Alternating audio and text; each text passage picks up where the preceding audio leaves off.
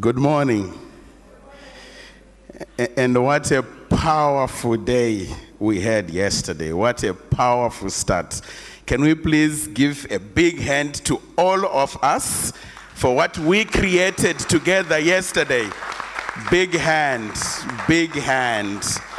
Very beautiful, very powerful beginning.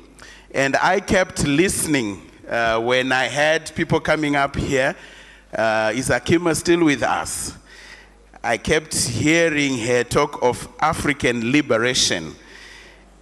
And in my head, I was saying, so what do we want? And the answer came as African liberation. And I want us to chant it as a slogan. I want to invite you into a slogan. What do we want? What do we want? When do we want it? What do we want? When do we want it? And I'm going to invite just 3 very lucky movements that have an agenda that is reducible to a slogan. Let me start with Rachel. What does your movement want? These are radical times. These are very radical times. Okay, what? Please speak into the microphone. What does your movement want? We want pussy power. All right, what do we want? Now, we want When do we want it? All right, I think I saw Muhammad yesterday. Well, I mean, anyone who has a movement agenda that is reducible to a slogan. Courage, courage, courage. What are your movements working on? Right there. Deck is right there. What do we want, Deck? We want social justice. Sorry, come again? Social justice. What do we want? When do we want it? What do we want? When do we want it? Thank you. And the other thing, just before I get into bringing our main moment that I carry from yesterday, is that as much as we had, I think Ebrima said it, that we stand on this verge of a most consequential moment. When I listened to people who spoke yesterday, it occurred to me that the task is not only to innovate and create and come up with something new, but a big part of our task is to remember. Is to remember. And I was struggling whether it's remember, just one word, or it's remember.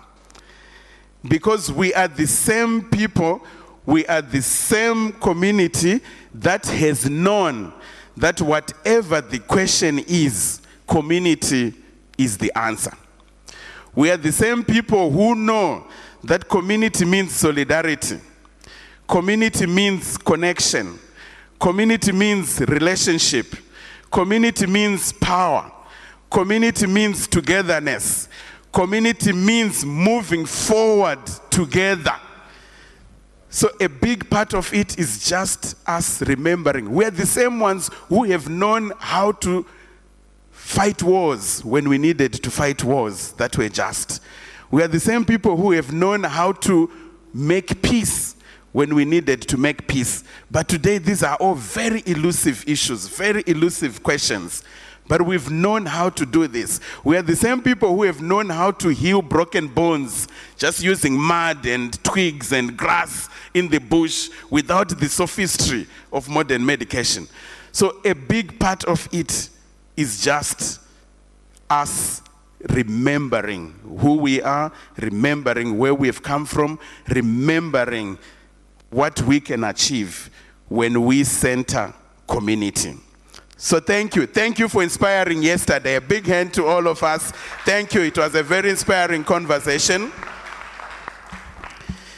Now my task, my official task, is to introduce our keynote speaker. He tells me that he is here by accident. It's through sustained, continuous, connecting accidents over decades that he is here with us today. He had wanted to do anthropology research in Ethiopia, and a war happened. Somalia invaded Ethiopia, those who remember the Ogaden War. So he couldn't work where he wanted to work. And as part of what was happening around that time, UNHCR, Oxfam were involved in programs to support the repatriation and rehabilitation of refugees. So someone came up with a very brilliant idea that was known as the rehabilitation package. And this was a package that was being offered to refugees that had to be repatriated and rehabilitated as a result of this war. And in the package, the proposal was to give everyone one goat, one sheep, one cow, and one donkey. Don't even stress yourself too much in trying to unpack it. But when he came into the equation, he became part of a process that managed to communicate to very well-intentioned people who wanted to do this rehabilitation that this is not what people wanted. And this is not something that was going to work. I'm told actually Somalis don't even know what a donkey is. There are no donkeys there. And if they are to have a goat, one goat is not that helpful. You need at least 10, you need 15, 20. So he lived in a refugee camp for weeks, talking to people, the affected refugees. And they are the ones who said, this is not what we would want. And he was then invited to propose something that would work. After that, lots of things happened. He's at the Van Leer Foundation, Bernard Van Leer Foundation. And after that, well, this I must pause for a second on it. Because again, the Bernard Van Leer Foundation invited him to come and assess the work that they were doing, supporting the liberation movement in South Africa. And his response and feedback to them was that it was again removed and separated from what people wanted and what people needed. And they gave him a job. They said, come on board, and you are now working here. Come on, help us come up with a solution that works. After that, he meets the one Natalia Kanem, who was then the Ford rep in West Africa, and whose life doesn't change when you meet Natalia, right? And it's Natalia who then hires him to be the director and representative of Ford Foundation in Southern Africa. And from that, when he was the Ford representative in Southern Africa and the director in Southern Africa, he became part of the generation that created what we know today as Trust Africa. And their proposition was that those who are closest to problems, those who are most affected, those who are most oppressed, must be at the center of creating solutions to the challenges that we are seeking to confront, which is the story that you see throughout, from that whole Ogaden story all the way down. After that, he went on to become the CEO of the Europe Foundation Center, which is now Philia. and he has gone on to sit on several advisory boards, several boards of trustees, including today sitting on the advisory council of the Center for African Philanthropy and Social Investment, Becky's institution, where he's an advisor and he teaches 2 postgraduate courses at the University of Wits. He's also serving as the strategic advisor for the Africa-Europe Foundation. And the last thing that I'll say as I bring him on the stage, I asked him, throughout, it sounded like you were contrarian.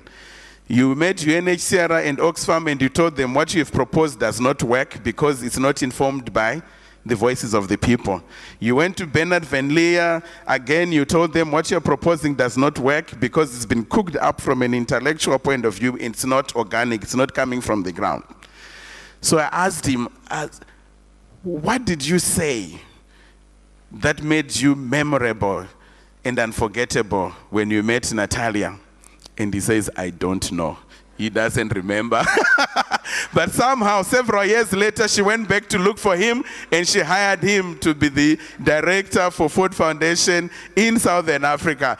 My dear colleagues, please, a very big, big welcome to our dear brother, Gerry Salole, who is our keynote speaker for this morning. Gerry, we are so honored. We are truly honored. Please, please. You want to. Briggs. I call Briggs, stop the bleeding bomba. And you know why. This is better? Yeah. Okay, that means I can move. Let me start with this. I was thinking last night what I wanted to say. And I remembered my grandmother. My grandmother was a formidable storyteller.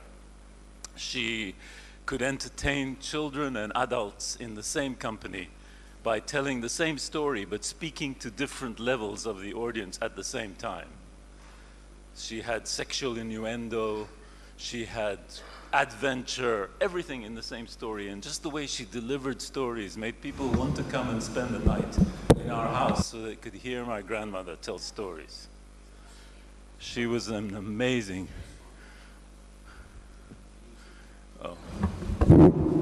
she was an amazing storyteller. And one thing I was thinking about last night was she was very good at doing one thing. She translated the world into 2 categories, us and them. All her stories were about us and them. And funnily enough, the end of the story had a very ritualized ending. The story was never the same twice. It was different every time. Even the same story got told differently. But the ending was ritualized. And the ritually, I mean, I don't want to offend anybody, but the ending was the following. Well, they lived happily ever after, and we remained with shit in our teeth.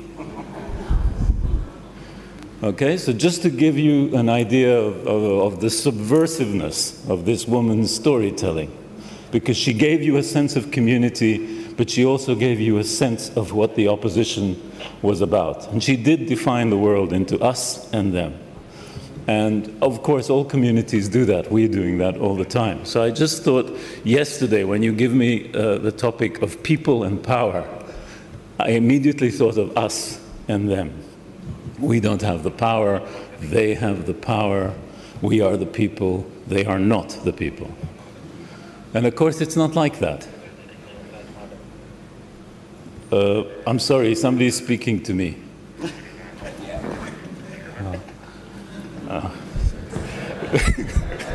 I thought it was my grandmother for a minute.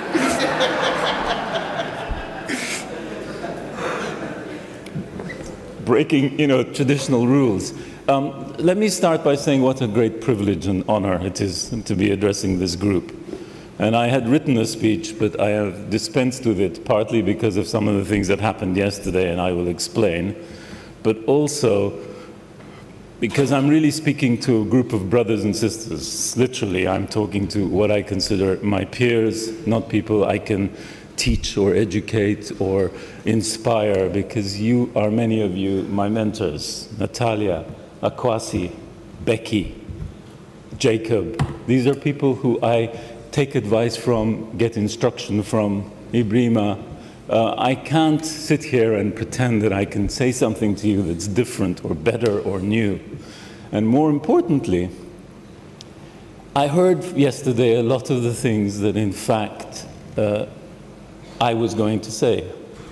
So what else is new under the sun? In Amharic we have a saying, "Kasamaisir addis nagar yellam," and it's under the sky there are no new things. So I don't have anything to offer you that's new, but I do want to say what a privilege and an honor, and you're obliged to listen to me. So this is the deal. I've recently come to some kind of what old men like me do. In Amharic, "Shimagleoch yasavalu," they think and they remember. Thank you, Briggs. They remember. And I've been trying to piece together things that bother me. I'm not sure I have the answers, but I'm going to suggest some things to you, and I'd like your feedback, because either I'm going crazy, and that's possible, or I am beginning to see some things, some patterns that I want to share with you today. And this topic of people and power lends itself very much to this. So with no further ado, with all protocols observed and all that, let me just please make a pact with you. This isn't a speech to an audience. I'm sorry I'm here and you're there, us and them. I want us to be part of a discourse, and I want feedback, and I want criticism, and I want you to tell me if I've got it wrong. And it's perfectly possible that I don't understand anything, and I am just seeing things and patterns where they don't exist. But let me just throw a couple of things out at you. I have been in love with the idea of burial associations, rotating credit associations, all my life. My field work in anthropology, my initial work on ethnicity was all about looking at what people do to organize for themselves. And one particular example, in Ethiopia in 1961, a group of people living in an area called Walamo realized that if they could build 60 kilometers of asphalt road, they could get produce to market to Addis Ababa, and they could sell it at a better price. These are ordinary peasant farmers who pooled resources, gathered money, collected money, put together resources, and built, in the space of something like 9 months, an asphalt road by ordinary people, rural people, to join the main asphalt road to Addis. They call themselves the Walamo Alamgana Road Construction Association, and they brought in a lot of money. Not only did they bring in a lot of money, after they finished the road, they had other money to do other things, and they began doing them. And what do you think happened? The government took notice of them, and the government began to get very nervous about people power. And very quickly a narrative emerged that these were ethnic secessionists and this, that, and the other. But in fact, this was a group of ordinary people with agency who decided to do something for themselves.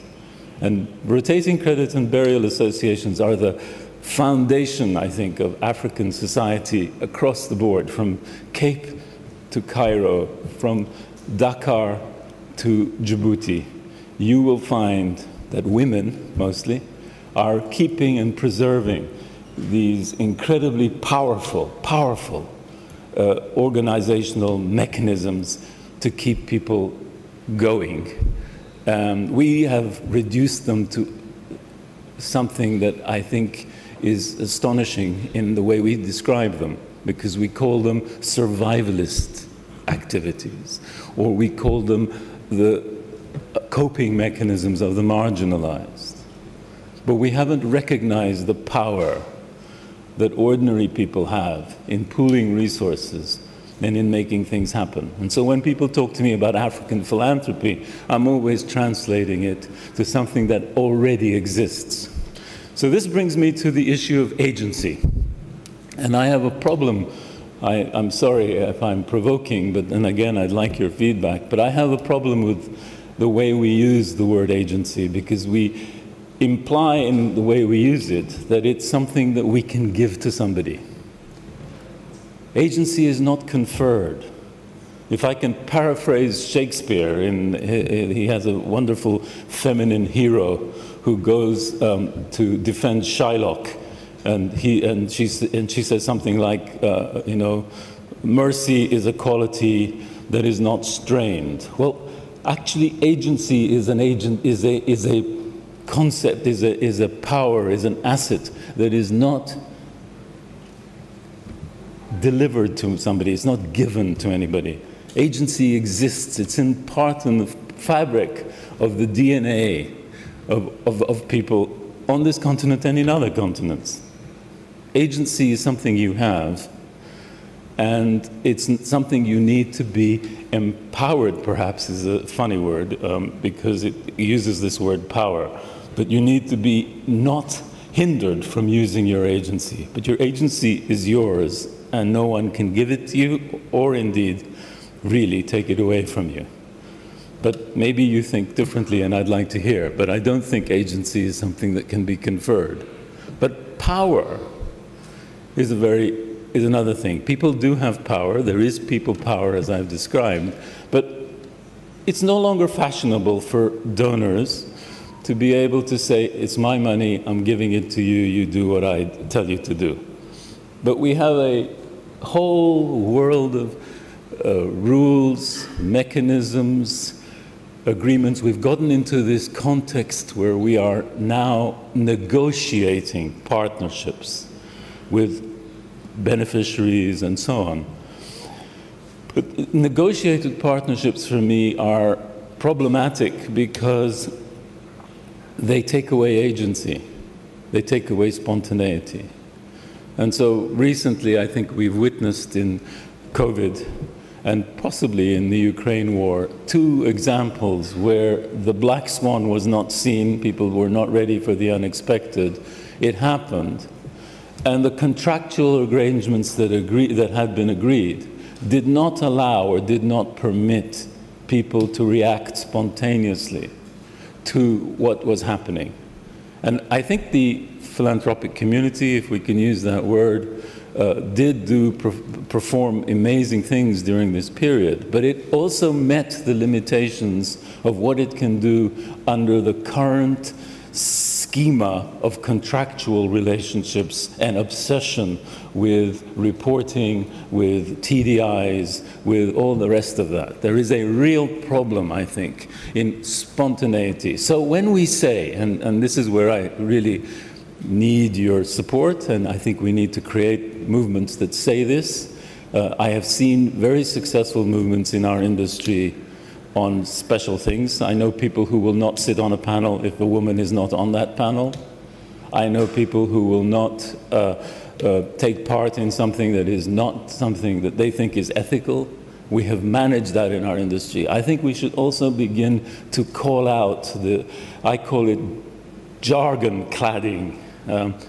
There's too much jargon cladding in our business. We give something a name, and because then we use that language, it's like if we've solved the problem, right? And this is, I think, something we really need to do. We need to call each other out when we use language inappropriately, and when we use jargon cladding to pretend we are decolonized or whatever it is, when we are not. And I'm asking you, please, not to allow ourselves, this is our community, us, not to make the mistake of using jargon to cover up actually not being able to live up to the promise. And I think that is a real risk. I wanted to talk a little bit about another kind of jargon, which is the jargon of localization, if I may. I mean, Briggs said it so much better than I could. Localization has been with us a long time. When I first worked in this industry, you heard how I got into it accidentally. Everybody understood that having people who spoke the language, who'd lived in the community, who were from the community, were the ones who had the answers. It's not like anybody ever said, no, that's not true. They all agreed, and when you show them that, people agree. The problem is we don't have the mechanisms to allow people to genuinely, authentically, not as tokens, in other words, be able to present a perspective that is their own. And I think this is the biggest challenge, because it's just simply too easy when you're speaking this kind of sophisticated language that we do, to forget that actually people have the answers. They may not use the same language, but they do have the answers, they do have the concepts. And I find it extremely difficult to accept, this is a bias, so, you know, I find it very difficult to accept that we're in a new phase where localization means something new. The colonialists, when they colonized this continent, if you read Rodney and How Europe Underdeveloped Africa, you will see that colonialism understood localism very well. There is absolutely nothing new about recognizing that people on the ground know better. But we have systematically and continually found ways of obstructing that, partly because of language, partly because of sophistication, partly because of jargon, but partly because at the core, and again, this is a bias, at the core of our industry, we have many, many, many people who are at their core. They're not bad people, they're not cruel people, they think they have the answers. They are social engineers. They have the answers. They have the answer in their pocket. They carry it with them. How can you ask that person to listen to somebody who doesn't use the language that they have? And that's the challenge. And yesterday, when I have to say, I was bowled over by the keynote speech yesterday. It was very powerful because the language that was being used was the language of capacity building. And I had come with my own bias, hostility to the word capacity building. I can't stand the word, to be honest, because it always puts you in a position where you are assuming you know something, you have a secret, you have something, and you can help somebody else gain capacity. What an insult. What an insult. And I was coming to the speech with that kind of an attitude. And I said, you know, I said later to Mamadou, I had a moment of aha, because he was talking about a very different kind of capacity building. He was talking about capacity building of us, not them. He was talking about capacity building of the professional, not the unschooled, unwashed. He was talking about the capacity building of us, because we need capacity building to be able to interpret what is going on the ground. That's what I got from yesterday's keynote speech. And I thought, my gosh, that has helped me. Because yes, I believe in education. Yes, I believe in knowledge. But that knowledge has to be applied in a particular place. It cannot be that you are assuming that you have something to offer somebody else. And I thought that keynote speech, I will carry that. And I look forward to reading the written version of it. But it was a very important lesson. And then we had something happen yesterday that also blew me away, and I have to recognize it. Sometimes it's good not to plan too much. And yesterday we had a very African meeting. We had to wait. We waited. We were patient. We knew there were protocols that needed to be observed. We also needed to occupy our time. And what did we have? We had a master rapper with us, okay? And Ali just blew me away. What did he do? He told us what we had been saying in a few minutes with talking about our capitals and all the cities. He created an us community in the space of about 5 minutes. So Ali, thank you very much for what you did yesterday. I'm here representing the Africa-Europe Foundation, which is also something that you know is a new foundation. But it's a new foundation that's trying to occupy a very special niche. And it's a very special niche because it's really trying to make sure that the relationships between the EU, the European Union, and the African Union are equitable and real. That's really an important thing because we're going to need policy and we're going to need governance and we're going to need serious input from these institutions at some point.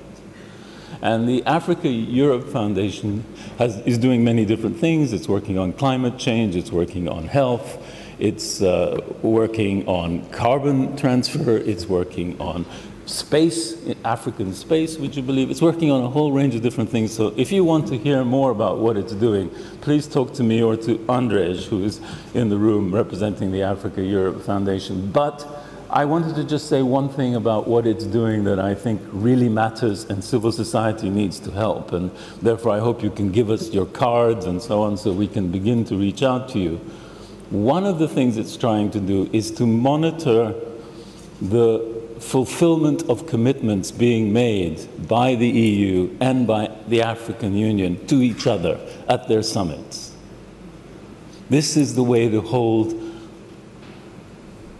people accountable for promises made on our behalf.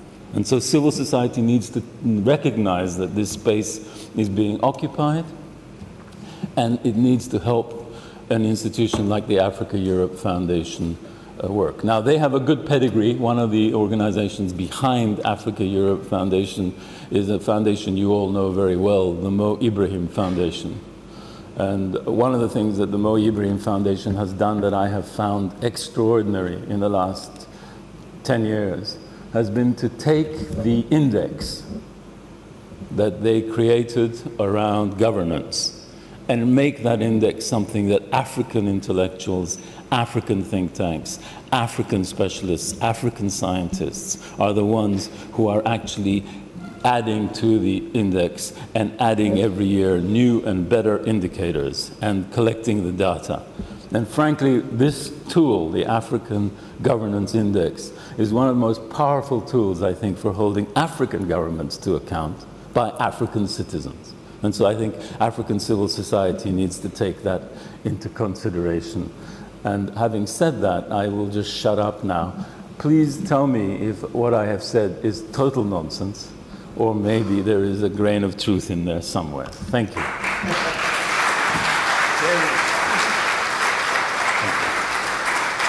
Another big hand, please, another big hand. I'm informed there are no Q&As, but look up Gerry, let's interact, let's engage. We've got 2 more days. Thank you so much, Gerry. Please, give him a big hand. Give him a big hand. Thank you, thank you. Tarisai, it's over to you.